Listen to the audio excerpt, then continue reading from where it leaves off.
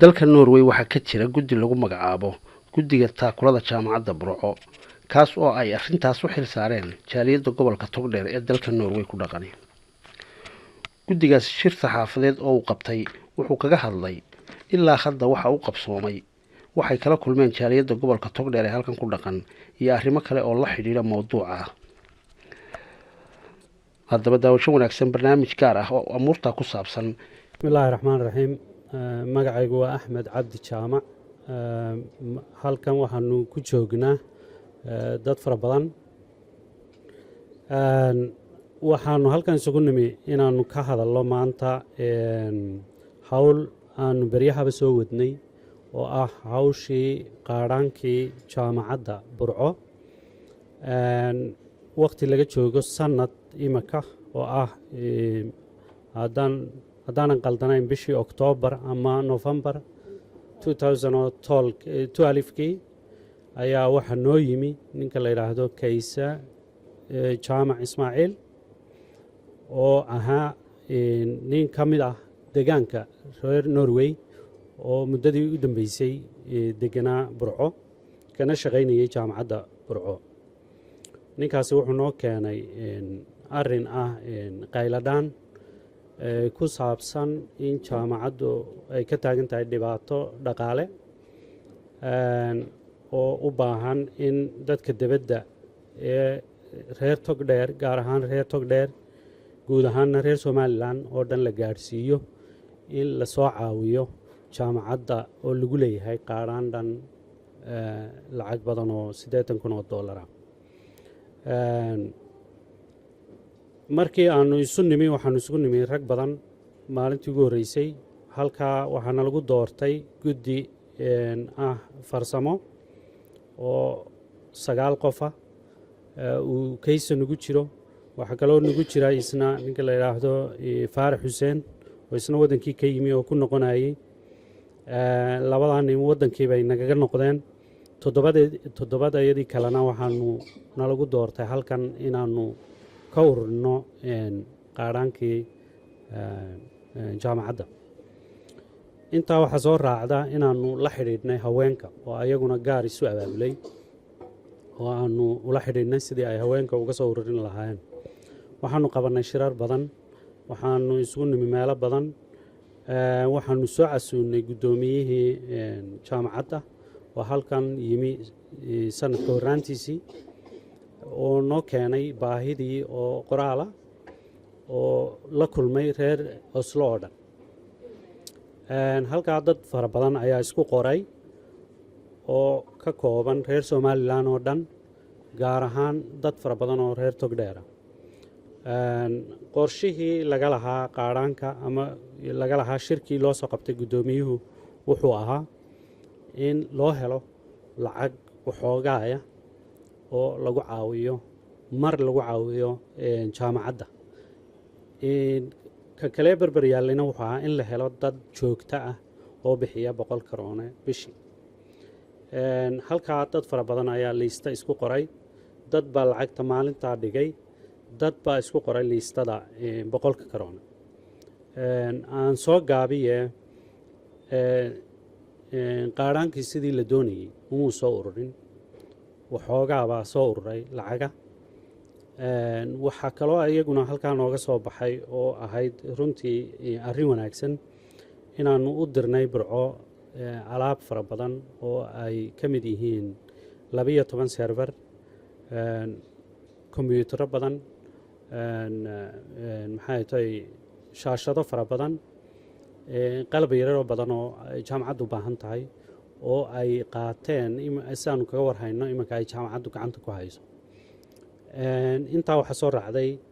in halkaa ay lacag badani nagaga baxday oo aanu 13,000 oo karoone oo Norwegian ah ku dirnay alaabta. intii kale soo ururtay maanta ayaanu halkan u fadhinaa. ragga waxoogaa lacaga ayaa ka soo ururay. waxaase lacagta badankeeda soo ururiyey haweenka oo ayagu aan u dhiibi doono mikrofoonka haddii la yidhaahdo aan ku wareejin doono. waxaan jecelahay inaan halkan ka idhaahdo dadkii isku qoray liiska ama reer Togdheer ha aadaan ama ha ahaadaan reer somalilan guud ahaan waxaan jecelahay inaan fariin gaadhsiiyo ah lacagtii weli waa laydinka sugayaa ninkii loo yimi ama dib u dhigtay ama ma garanaysa aan markaa gacanta ku hayn lacagtii weli way furan tahay wuu kuu furan yahay inaad soo caawiso jaamacadda inaad joogto u bixiso boqolka koronana way furan tahay la xidhiidh dahabshiil basaar garoonland basaar cabdi yuusuf accountka uu hayo inaad ku shubto lacagta jaamacadda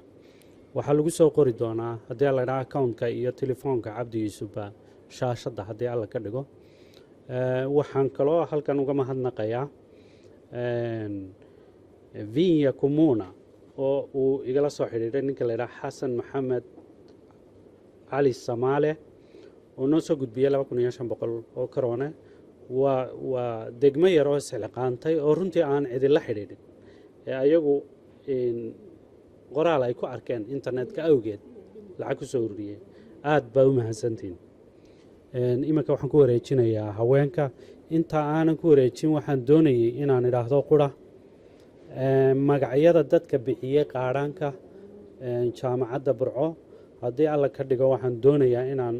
u diro jaamacadda oo lagu soo dejiyo gidaarka jaamacadda si ay u muuqato cidda jaamacadda wax soo tartay iyo tabarucoodu waad mahadsantiin jamiilo maxamed warsame waxaan ahay gabadh u dhalatay gobolka togdheer magaalada burco waxaan ka mid ahay dadkii loo xil saaray inay magaranaysaay caawiyaan jaamacadda burco maanta halkan waxaan isugu nimi annagoo rag iyo dumarba ah dadkii shakhsiyaadka ahaa ee loo xil saaray in ay ka shaqeeyaan jaamacadda iyagoo dhammaantoodba halkan imika ay wada fadhiyaan qaarna naga maqan yihiin inta qof ee halkan fadhida waxa weeyaan ifraax jaaquur koos cali khadre maxamed khadre aadan caashe maxamuud baashe maxamed muuse axmed cabdihindi raxmo xasan yoolac nuuro faarax iyo nasre xuseen gurey waxa weeyaan intooduba waa uun muuse jaambiir iyo maxamed jaamac dhiif oo iyagu dee waa qoladii tv-ga qaranka ka shaqaynaysay aad iyo aad bay marka hore u mahadsanyihin tv-ga qaranku maanta waxaan isugu nimid halkan inaanu magaranaysaayay fariin ama qayladhaan u diro dadka reer somalilan iyo dadka gaar ahaan u dhashay gobolka magaalada burco maxay hayto jaamacaddu dee ay iyaga khusayso inay culays badan iska saaraan waxa weeye dee warkii axmed baa dhameeyo iiga horeeyey sidii dee warka uu idinku sheegay ee guddoomiyuhu inoogu yimid nagula ballamay waxa weeyaan dee codsigii ay naga codsadeen maanu gaadhin hase yeeshee waxaanu jecel lahay ama aanu alaab ku diro ama aanu soo dhadhaweyne dee intii tamartayda ahayd waan dadaalnay laakiin sidii aan doonaynay ama looga bartay dee dadka gobolka u dhashay inay wax u bixiyaan ama u caawiyaan caawimadii maanu helin marka waxa weeyaan anagu maanta waxaanu leenahay kama quusanayno dadkeenna waxaanu leenahay dadka reer gobolka togdheer inay mar labaad isku noqdaan waayo jaamacaddu waa jaamacaddii dee gobolkooda ka dhisnayd miisaanka badan iyagu saaraya iyadoo jaamacadaha oo dhan dee loo wada gurmado laysla caawiyo dadka reer somalilanna ciddii kasta ee caawinaysaba aanu leenahay waan idin soo dhaweynayna aadna waad u mahadsantihiin inaad nala caawisaan waxaanu jecel lahay inaan dadka reer burco gaaro sii canaanano oo aanu ku nidhaahno dee dadka uu axmed sheegay ee bixiyey imika lacagtii jaamacadda ee loo gudbinayay magacyadoodii in gidaarka loo suro jaamacadda dadka qaranka wax u qabtay inta aan qabanina waxaan doonaynaa ee ka daba keenta lacagtii in iyagana sideedii loogu gudbiyo marka waxaanu leenahay walaalayaal intiinii bixisay dee ilaahay miisaanka xasanaadka ha idiin saaro caruurtiinii baa wax ku baranaysa inta aan bixinina waxa aanu leenahay waa inaad ogaataan inaad kuwaa bixiye ku dayataan oo aad sideedii idinkuna magacyadiina loo gudbiyo oo ay caruurtiina ugu farxda markay derbiga akhrisanayaan halka boorarka loo suro ee mar walba jaamacadda dee newskeeda lagu soo dejiyo inay ka akhristaan taasoo qof oo norway joogta oo dadkoodii oo u maqan inay soo caawiyeen waa wax lagu farxo waxaan leenahay insha allah bidmillaahi kariim dadkii isqoray lacagta ama dadkii shirarka ka soo qayb galay dhowr jeer ama dadka aan ogeynba ee maanta markay tv-ga naga daawadaan arkaya ma jeclin annagu inaan tv-ga soo fadhiisano waxaana soo fadhiisiyey nagu kalifay inaan soo fadhiisano inaan walaaladayada bixiyeyna u mahad celino oo aan ku nidhaahno waad mahadsantihiin jasaakallah khayr kuwa aan bixinna aanu nidhaahno walaal waan idin sugaynaa caruurtiinni way idin sugaysaa jaamacaddiinni way idin sugaysaa waxaan leenahay gobol kasta iyo magaalo kastaba dadkeeda uunba qurxiye dadka reer Burco waxaan leenahay ee Norway ku nool fadhiga ha laga kaco oo hala soo caawiyo jaamacadda caawimooyin fara badan baa ina sugaya annagu haddaan nahay haweenka u carcarara dadka ee jecel inay caawiyaan gobolka iyo wadanka oo dhan qaranka oo dhan Somaliland waxaanu jecelay wixii gobolka nagaga soo beegma inaan sideeda u caawino wixii qaranka nagaga soo beegmana inaan sideeda u caawino marka waxaan jecelay qof kasta reer Somaliland iyo qof kasta oo reer Burco in aan loo kala hadhin caawimada waayo cid u maqani ma jirto marka anigu hadalkaygii soo koobaya waxaan jecelay caawimada wixii aanu gacanta maanta ku haynana maanta aan wareejinaynaa wixii noo dhiman iyo dadkii noo ballan qaadayna waxaan leeyahay wala fariinteeda markaadna daawataan ilaahay khayr badan hadin siiyo nagu dayda oo ku dayda dadka bixiyey oo walaala soo bixiya lacagta ilaahay khayr badan hadin siiyo waxaan halkan uga mahad celinayaa hablihii gudidaha isxil saaray ee iyagu shaqeeyay qof walba waxaan leeyahay dadaalkaaga waad samaysay laakiin qof uu nahaniya jabino hayso oo dhan dib u fadhiiso laakiin waxaad ogaataa haddii aad daashay ama aad ku daashay inaad ajar badan laban laaba leedahay mar labaad markaad ku rogaal celisanad mid kale oo ka sii badan aad leedahay waayo dadkaad u daalaysaa waa dadkaagii iyo dalkaagii anigoo intaa ku soo koobaya waxa aan leeyahay aad iyo aad ayay tv-gu mahadsan yihiin dadkeena halkan isugu waday midna aad bay u mahadsan yihiin insha Allah bidmillaahi kariim bulshadeena khayr iyo caafimaad ayaynu ka sugaynaa iyo lacag badan oo ay inoo dhiibaan si aynu wax ugu qabanno annagoo jecel inaan ku koobin jaamacadda ee ay wadooyinkina sugayaan wadadii Ceerigaabo iyo wadadii Oodweyne ilaa Burco isku xidhisay ilaa Hargeysa labaduba wayna sugayaan dadka u maqanna waa inaga uun waxaan leenahay walaalaan fadhiga ka kacno oo aan dadkeena wax u qabanay insha Allah bidmillaahi kariim bismillaahi raxmaani raxiim magacayga waxa la yiraahdaa Ifraax Jaaquur baa kulay lay garanayaa waan idin salaamayaa dhammaantiinba tv-ga qaranka waan u mahad celinayaa hadalkii walaalahaygii iga horreeyay baa dhameeyay anigu wax badan oo aan odhanayaa ma jirto waayo hadalkii waa la dhameeyey hadalka ka yar iyo ka badanina waa isku mid jamiili maanta canaantii way ka yara khafiifisay dadkii anigu canaantii ma sii yara kordhinaya horta marka hore waxaan u mahadnaqayaa dadkii lacagtana siiyey ee sida wanaagsan noo siiyey mahad baan u celinayaa badan dadkii aanna siin ayaan yara canaananaya hablihii aan bixin ama raggii aan bixin ee maalintii ugu horreysay oo shirka isugu nimid dad badan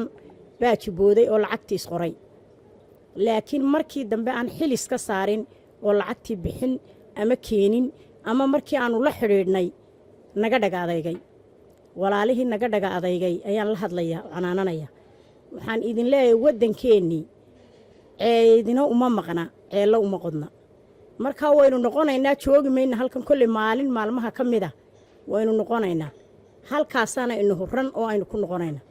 markaa waxaan walaal idinkula dardaarmaya maanta waxaa loo qaylinayaa waa jaamacaddii laakiin 120 meelood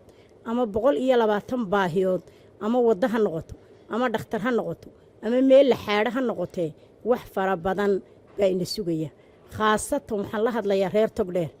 gobolkeenna wuu dambeeyaa gobolladii kale waxay nagu dhaafeen dadkii qurba joogta ahaa baa laysku dhaafa oo weliba dumarkii baa laysku dhaafa waxa weeye qurba joogtiiba u kacday gobolladii kalena way ina dhaafeen reer Togdheer oo fadhiga ka kaca waa badan tihiin waxa la qabto wax badan bay idin sugayaa maanta haddii jaamacaddii laydinku qaylinayo kuwo kaloo badan baa soo daba socda ama wadda ha noqoto ama caafimaad ha noqoto marka waxaan idin leeyahay walaa ilaahay khayr ha idin siiyo intii bixisayna ilaahay khayr ha ka siiyo inta kalena walaalo gurmad sameeya soo kaca lacagta bixiya tan iyo ta dambaba wayna bixisaan insha Allah bidmillaahi kariim saasaan idin rajaynaya haddaan waxun idin yiri ama anaad inin caantayna raaliga hada badan assalaamu calaykum الرحمن الرحيم السلام عليكم ورحمة الله وبركاته runtii shirkan maanta farxad bay inaan ka soo qayb galo anigoo kamid ah guddiga jaamacadda Burco runtii xitaa guddiga ku dhayd inaan canaanisa saaro xogaa waanu gaabinay haddana maanta halka lama taagna marka waxaan kula talinayaa dhammaan qof kasta oo Soomaaliya marka ugu horeysa marka labaadna reer Somaliland marka saddexaadna reer Togdheera inay ugu tabarucaan jaamacadda sidii loo dhisi lahaa iyo sidii ay arinta bagal ah uga qayb qaadan lahayn dhismaha jaamacadda marka dhismuhu ama jaamacadda waxtarkeedu wuxuu noqonayaa siyaalo kala duwan qof waliba wixii uu awoodo cala karana in loogu tabaruco gaar ahaan dadka maaragtay baac mushtarka ah maalqabeennada ay runtii inay qaybtooda ka qaataan in qurba joogto ay gaar isu saaraan xil gaara qofkii connection leh ee xidhiidh leh inuu la xidhiidho jaamacadda qofkii buugaag haya qofkii aqoon haya xitaa ma aha in lacagun lagu tabaruco laakiin dadka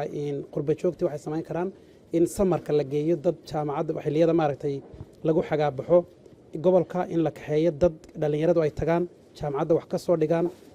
aqoonta dadka bedelaan wacyigelin bixiyaan ku saabsan jaamacadda iyo bulshadu say u nooshahay jaamacaddu waxa weeye ishii laga bedelaya bulshada marka bulshada la bedelo ee la fahmo waxay iskaa wax qabsadu tahay ee la fahmo in wax la wada leeyahay ee ilaha dhaqaalaha loo arko in ay wax dad ka dhaxeey yihiin aynu wax fahmi karaa marka waxaan kula talinayaa walaalayaal dhammaantiinba in marka ugu horeysa aydun wixii aydun awoodi kartaan ee tabaruca ee dhaqaale ah kow ugu tabarucdaan jaamacadda qaybta labaad in aydun qof kasta u sheegtaan inuu ka qayb qaato siyaalaha ugu fudud ee wax lagu tabaruci karo waxaa ka mid ah in qof waliba xil iska saaro 5 qof oo ku tabarucaya oo garanaysaan inay shaqeeyaan in boostirada la qoro oo magaca la qoro oo bishii iska goysaan 500 karoon 300 karoon ma dareemaysaan runtii laakiin wax badan ayay jaamacadda u tari kartaa marka runtii xil ayaa ina wada saaran xilka ina saaranna waxa weeye in jaamacaddu taaba gasho sidii hore looga dhawaajiyay marka ilahan kaabayaasha dhaqaalaha sida jaamacadaha sida wadooyinka sida nadaafadda waxaasoo dhan waxay u baahan yihiin in wax laga qabto marka runtii imika wuxuun baa ina hortaala tan jaamacadda marka iyada ha lagu bilaabo markay dhammaatana markaas intii wixii kale ee ku xiga ha la qabto marka mar labaad waxaan mahad u celinayaa TV-ga qaranka oo fursaddan siiyay marka labaad waxaan mahad gaar u celinayaa guddiga jaamacadda Burco gaar ahaan garabka haweenka oo xil gaar iska saaray waxaanan rajaynayaa Ilaahay subxaanahu wa ta'ala inuu khaatimada marka hore khayr nagu khatimo marka labaadna inuu waafajiyo in aynu isku noqono isku dan taasoo micnaheedu yahay in aynu markaa isku ujeedanahay oo aynu markaa isku meel uga soo wada jeedno dhibaatada wanaagana aynu isku xidhnaano waxaanan leeyahay haddii Ilaahay idmo khayrka Ilaahay hana waafajiyo dhammaanteen ba waanad mahadsantiin